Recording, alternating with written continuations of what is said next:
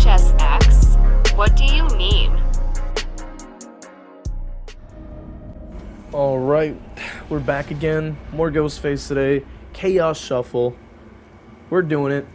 We're seeing what the vibes are, and we got the #1 best perk in the goddamn game. Lightborn. For all those who know in the Discord, join the Discord, man. You know what the vibes are. The Lightborn only. So, that being said, we're also on RPD. We ended up kind of finding like a good old squad here. I figured I might be able to start stalking the one on the gen instead, but it seems like they decided to kind of just start scrambling. So I figured, well, we have Sloppy Butcher, Grim Embrace, and the Overwhelming Presence. Pretty decent combination. They did actually give the God Pillage very early. So we got like 2 hits. I figure, well, I have my matchbook add-on, so that means I should be able to charge up Shroud pretty quickly, close the gap pretty rapidly. Now we can see that we got Looping with Friends over here, so we're trying to see if we can mind game it. We do end up getting the M1 on Ripley. Now to be fair, the survivors do have like a good setup here with the drop pallets, but I did at least attempt to stay within the action because it's the only gen that they really progressed. But then I went ahead and just broke one of them at the very least, used the Shroud and rotated through the other way to cut them off, and this is exactly what happens. Now we're able to catch up with Nia here. You know, I figure that with that kind of like how far they're running, they're most likely going to lose distance. They're going to have to vault, which gives me the M1 pretty easily. Now, Grim Embrace is a really good perk to have on its own, I would say, in terms of Chaos Shuffle, because a lot of the time you may not get slowdown. And I figured that I'll walk far enough. I also heard them get off the gen, so I figure I can start stalking them now. In case they do end up healing, that will be completely invalidated, which I mean, besides the fact we have Sloppy Butcher from Chaos Shuffle being whatever they gave me, we are going to go ahead and break that gen. Now the teammate is still on the hook, so it seems like they could be communicating. It seems like they're kind of timing it a certain way. I figured that they would try to rush in for the save while I was kicking the gen, you know, to be more efficient, but it seems like they really didn't want to do that. So I decided to start chasing Ada so I can actually push another pallet, because it's at 5 gens. I try to hide the light there. They have no choice but to drop that pallet, so we're able to at least get rid of that. And potentially, I figure I would rotate back to mid because of the fact that we do want to try to save a little time. They do end up finishing the gen in time, so I figure that they seem pretty coordinated. Like they unhooked at the very last second before second state. They got the gen done in time, and they all are running in a pack. So it does kind of convey that they might be, you know, communicating to some degree. So obviously, you know, we keep that in mind and we lock in. And I figured that I need to actually take a look at the generator. We can go ahead and give it a kick, just so that in case it, you know, they don't really go around the area, I'll be able to let that regress and buy me more time in the future. I figure that I'll rotate toward the mid again because they're probably gonna get back on the generator. I do end up marking them just so that I don't get revealed immediately. So that I can, you know, I'm able to, you know, not get revealed. So just in case anyone else is around, I'll be able to get more information. And then we can actually push Ada here because I'm undetectable still. Somehow didn't get the swing there. I think I must have, I think I should have pushed it a little bit more to the right. But we were able to clear out the pallet, and our power is almost charged again due to the matchbook. I figured that we just vault after them. Normally I'd rotate inward from that entrance, but sometimes they may double back. So, and they also ended up pre-dropping this pallet as well for some reason. So we're clearing out a very good amount of pallets. We're also able to just kind of rotate around with Ada here, just keeping keeping her exposed so that we don't show the red stain. That's mainly what it's for, which does help save a little time when it comes to like mind games and stuff like that, because they just don't see immediately where I'm coming from. So the hesitation may allow me to gain extra distance, and then they also do end up rage quitting. So that also I do find very funny, and it is very satisfying when that happens. Now what I would normally do here is actually start leaning off of the generator. So that was actually a fumble, a little bit on my part. I probably could have started leaning off the gen first because I already had possession of it, and then I could have started to break it afterwards. You know, I haven't played Ghostface as much as before. So I did force out the lunge there, so I'm able to actually get the pallet out of it. That's ideally what we're looking for, clearing out as many pallets as humanly possible. And I figure I'm also going to have to clear out the bot, because the bot can be very efficient on gens and also be able to loop extremely efficiently. So I figure I must have mistimed my my hit there. But I do end up getting the down on the bot this time. I take a look around as well while I'm doing that. I figure that this is the opportunity to place them in the center of the map. They do end up getting the gen done. But I would say I'm pretty much keeping up in pace as to how the lobby's going, and we have a lot of gens on one side, so if we do have to defend it, we do have that option. Now, what I decided to do was actually walk down here because I knew that there was somebody hiding behind that gen, and I started leaning off the banister there, but I did end up stalking a little bit too much, so I ended up kind of wasting the mark there, so that was a bit of a fumble on my part. We do then go ahead and M1 Nia. It doesn't seem like she knew where I was, so that's why we just take advantage of it. I figured she would want to go for the save. She did not do that. But I figured there should still be somebody trying to close in. I knew that they would. Nia ends up kind of just vaulting out, so I figured it's my opportunity to start putting her on the hook next. And then if they end up going for the bot, we can just go for the bot again. Which they are going for the bot. Now that's second save for 2 survivors. We go for the bot again because the bot is hit or miss. Sometimes it can be really good or really bad.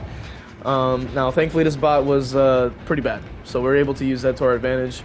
And just clear out the bot, man. You want to get these survivors out of the way as quickly as you can, especially with a character like Ghostface, without the option. So we were able to get the down on the bot.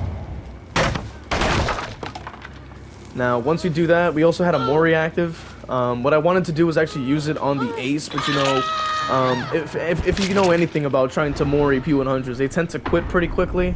So you may not actually. So it's a little bit, you know, it's a little bit like a catch. You know what I'm saying? Like you have to kind of, you know, be careful with them. You know, sometimes they'll just quit, and you won't have the opportunity to get your Mori because. Undetectable doing some value here. We got an M1. I figure I didn't have enough time to go for the stalking there. As you can see, as I said before, the P100s tend to quit. That's why I figured I would want to leave them on the ground, at least giving me enough time to kick the gen in the meantime. But I figured that they're probably going to die on the hook anyway. I don't think he's been hooked before, so I figured, well, maybe I have time. But either way, we do have the defensive position now because we have 2 gens here that were being progressed at the same time. And that is ideally what we want to do, is focus on that positional advantage. 2 gens regressing that they're working on, and the hook position. We also get Grim Embrace to activate, so that does force them off of the gens for just a little bit. It might actually get them to close in for the save. That's why I went to the center to see if I can catch anyone off guard. Maybe I can see if anyone's healing, so we can see that Ripley's doesn't really notice that I'm on that side of the map. So we go ahead and follow behind him. It does end up counting as a chase, which isn't ideal, but I figured, well, I might as well go for the chase. Now, what I do here is I do a little bit of some mind gaming, obviously, because you know, even though the red stain is hidden because of undetectable status, that doesn't necessarily mean that they don't still see movement behind the shelf or the wall or whatever. So I still utilize the mind games there. Now from here, I figure that they're gonna either stay up here and hail under hook or rotate around downward. So that's where I was kind of going off the audio cues, and we do end up catching the Nia here, which is ideal for me because she is actually on death hook. She has no other options. Decides to vault through me, and we try to bait it as best we can here, and then we end up getting it down pretty quickly. So Grim Embrace is you know, at its fourth token, so it does give us enough time. I probably could have Mori'd them as well, but I just really wanted to get that ace specifically. But as I've said before, they can be very quick to quit, P100 players. So you know, it's a little bit of a chance. Sometimes you can get it, sometimes you don't. But when you can, it is very satisfying, and you want to add it to your photo album as Ghostface. So either way. Now we're trying to kick the gen again. We figured they just finished tapping it. They probably were in the area, but I figure I need to go to the center because that's probably wherever they would be trying to cross in from. So we're just taking a look around. We also ended up, you know, I ended up hearing them, so I kind of dropped down trying to figure out where they were, but I think they were down the hall actually from where I was.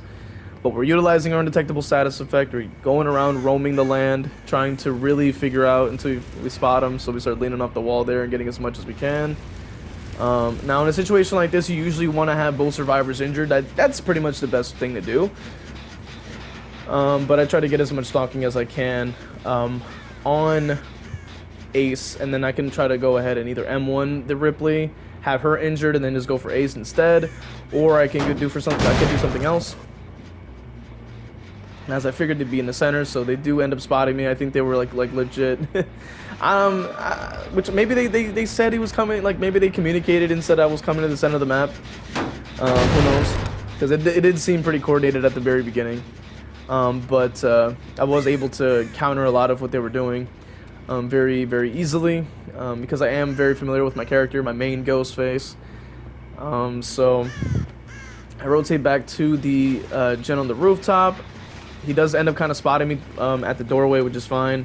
We're just kind of making sure we can get a couple of stocks, you know, here and there, and we also lean off the doorway.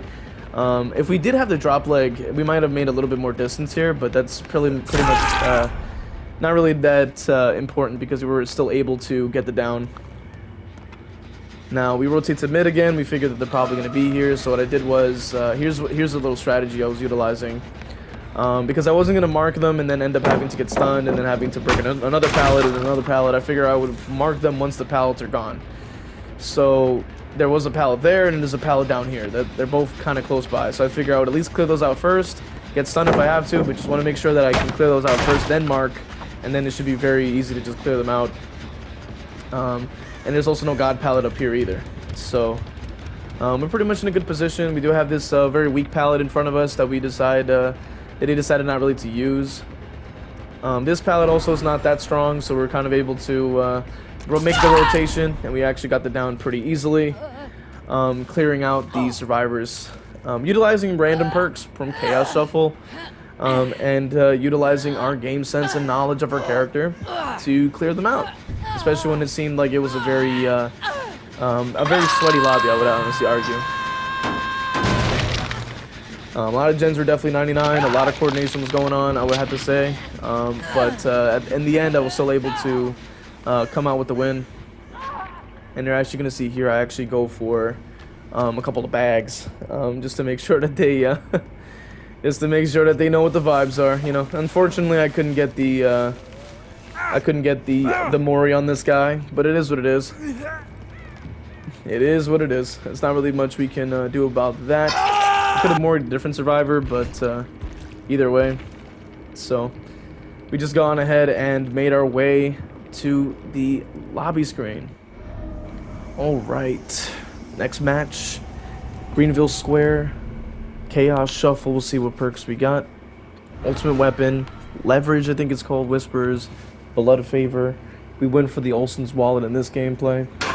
We use ultimate weapon off the bat just to see if we can get anybody. Which I think the way that it functions is that it's supposed to activate around the locker regardless if you're undetectable or not. I think it's within range of the 32 meters of the locker itself. It will just allow them to yell. So off the bat, we try to go for the M1 on the Claudette. They do end up getting the shack window, which is fine. So we try to go ahead and hide the light, see if that might throw them off. It does. But I don't think I've had enough distance. They do end up faking the vault there, so that does allow them to just get the free rotation. So that was a bit of a fumble on my part. Good on them. You know, they were able to do that. We were able to clear out the shack pallet at 5 gens, though, so that's good for us. We still got a very good thing there. We try to hide our light again with the shroud, but I think they double backed and went for the shack window. So we then follow them through here. I figured that if they do end up, they can't really vault, so that's pretty much allows us to get it down. I would say we did pretty good. Even if they were under the pallet, blood favor would have saved us anyway, which is good for us. We then go ahead and place them on the hook by this shack. I figured that I would need a little more time, but I think the basement would have been the better play, honestly, realistically. But what leverage does, if you don't know, if you don't have skull merchants, or you just don't play the character or use the perk, you will know that this perk is pretty bad. It basically increases their time to heal by the amount of tokens for that duration of the perk, so it's really not that great. I'm trying to see if we can get the M1 here, but I just was not able to do so. I figure I made the right read, but it's just a little out of range, unfortunately. But we were able to get the M1 there. And what we try to do is start stalking. We were trying to lean off the tree, but it just wasn't really letting me. Which was fine. we figure that we're in a pretty good position as we know that there's a lot of people going in for a save. And then we immediately go for the Claudette again. Which this map is very easy for survivors to really take advantage of. That's why we just try to go through the pallets as quickly as we can. We know that they're probably going to go for that window area again, so I figured they're looking back pretty hard. I figured maybe it could be dead hard, maybe not. Seems like not, so we just downed him again anyway. And then we just go ahead and hooked him in the same hook that we used before, so we could defend the area within the shack's range. That is pretty much the way to go about it. So, with that being said, we go ahead and place them there. We use our ultimate weapon. Leverages activate. We try to lean off of the generator there, so it's good for me. We break ourselves out of shroud, and then we can go ahead and break the generator. We're just trying to really make sure we have a chance to get as much stalking as we can on at least one survivor. We use the ultimate weapon perk, and then we try to you know, see if we can catch anyone else closing in, because we obviously can have our power ready to go at the moment that they do close in, which the other Nancy was closing in. So I ended up going for stalking, which I realized probably wasn't necessary. I had actually thought it was the other Nancy. That's why I had started stalking in the first place. They ended up using reassurance, which really doesn't really mean much. Now we know that the other one is there, and we don't want to really go for the M1. That's why they're trying to go for some kind of hook fake or something. I don't have to even hit them in the first place. It's a lot like Pyramid Head in that sense. So because they kept messing around with the unhook, that's what ends up getting them down in the first place. So I figure now we have the positional advantage, despite reassurance preventing the progression. We still end up having both the survivors in our possession here. That's like half the team already at the 4-gen mark. So I would say pretty good, right? Pretty good so far, you know. We're utilizing strategies even in a mode like this, because you can really lose gens very rapidly. And winning, I find, is very fun. So that's why we want to try to utilize strategies to do that, because we're playing a lower tier killer as a main, obviously. So it can be quite challenging. That's why we want to do what we can. Now I figure I would leave them on the ground. They're probably fully recovered, but I figure what I can do is just go after the Claudette again. Just to completely clear them out of the game. We'll down the Nancy as well, so there's 2 people on the ground. That's gonna have to give Sable, you know, they're gonna have to get Sable to pick them up. In the meantime, we go for Claudette, buying us extra time. We have Whispers also showing us information. We also, like, it's a pretty decent build that we got randomly. So ultimate weapon, Whispers, those are like 2 good information perks. End up swinging there. I had figured maybe they would have camped it, so which was fine. We were kind of like hiding the light here, kind of seeing what we can do. I just didn't expect them to just kind of vault in the middle of nowhere like that. Like, it's a very unsafe vault to go for. And we ended up just getting downed anyway. Because they seemed like they had a general idea what they were doing. So I figured, they're like, why would they vault in like that? Like, that wouldn't be optimal. So it kind of threw me off. Ended up getting them out of the game. Then now we can just go ahead and focus on the others. We know that they're going to push the gen that I was defending. So that's why we go ahead and start Shroud now and see if we could lean off of any rocks or something like that. Now we're using ultimate weapon again, so it does give us some information, and that also goes to show, like, as you can see, you can be an undetectable status effect and still get the ultimate weapon to activate. So it's not terror radius based anymore. It is terror radius size, but it's not terror radius based. So you can open it in undetectable, and you'll still be able to get people to yell. We go ahead and break the gen immediately because we don't want to lose anything yet. We also want to clear out that pallet. That's good for me. It runs to the other side of the map, but I wanted my power back anyway, so that's why we just start using it to get as much as we can on the Nancy. But obviously they're behind a bunch of foliage and cover, and so they're not going to be able to get stalked as easily. So now we're just kind of keeping a look around here. We're just seeing if we can throw anybody off. We get the M1. Blood of Favor did end up getting cleansed. So now what we try to do is we try to rotate back over to this Nancy, which they only have about maybe 25% stalking, so we just M1 them as well, just so that we can have more people injured. And then we end up actually downing them under the pallet here, which we figure nobody's really gonna go for the save that easily. So I was pretty confident that I would be fine. And then what I did was I go ahead and I placed them next to the generator that they are working on. Now, I know that's probably Repressed Alliance, I believe that's what it's called. Basically, it ends up blocking they can block the gens manually with their perk. I also gone ahead and 99 the Sable here.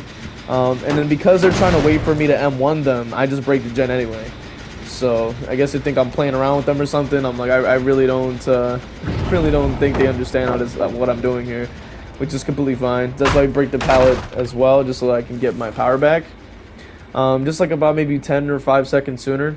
We try to hide the light there. I could have M1'd her there too, but I didn't want to waste my mark.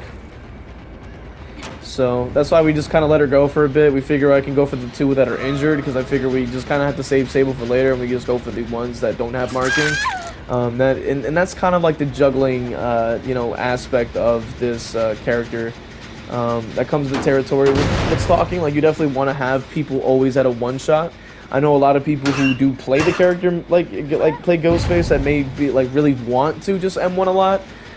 But when you utilize the character to his fullest extent, like, to his maximum strength, you definitely want to make sure that if there are, 99, you want to make sure you just take the 1 hit to down them, because that's going to be a lot stronger than having to utilize 2 hits, which of course, in most cases, most killers are going to take 2 hits anyway, like Trapper or Skull Merchant or whatever have you.